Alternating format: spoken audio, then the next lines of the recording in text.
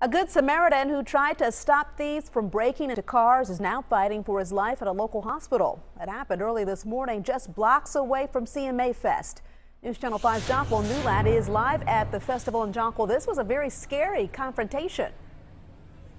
A very scary confrontation indeed, Shannon. The CMA Fest, we want to mention, was not going on at the time. It had ended hours before, but there were still hundreds of people downtown in the area at the time of this incident, and more than one citizen stepped up to help officers.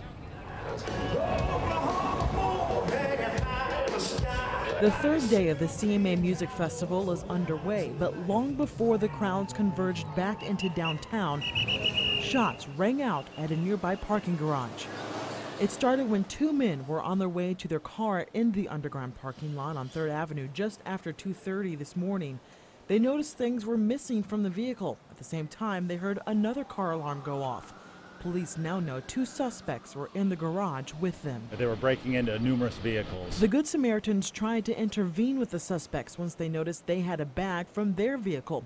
Words were exchanged and a fight broke out. When that altercation took place, the suspects produced a handgun and opened fire on one of the victims. 39-year-old Shane Hinton from Kentucky was shot 8 times. Meanwhile, the suspects took off, one in a vehicle, the other on foot. When they were fleeing, witnesses had told 2 officers that were here for the CMA event.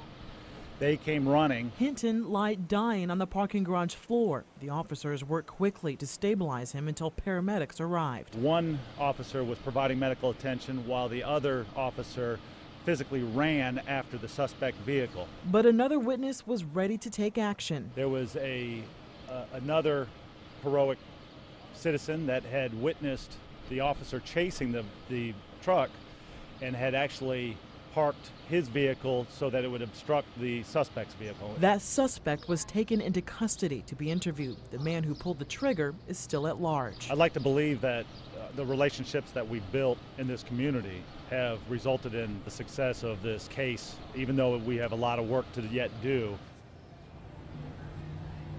Now, the gunman in this case has been tentatively identified. The investigation is ongoing. Meanwhile, Hinton is in the hospital in critical condition. Now, police do not believe these suspects were targeting festival goers. Rather, this was a crime of opportunity. In downtown, I'm Jonquil Newland, News Channel 5 HD.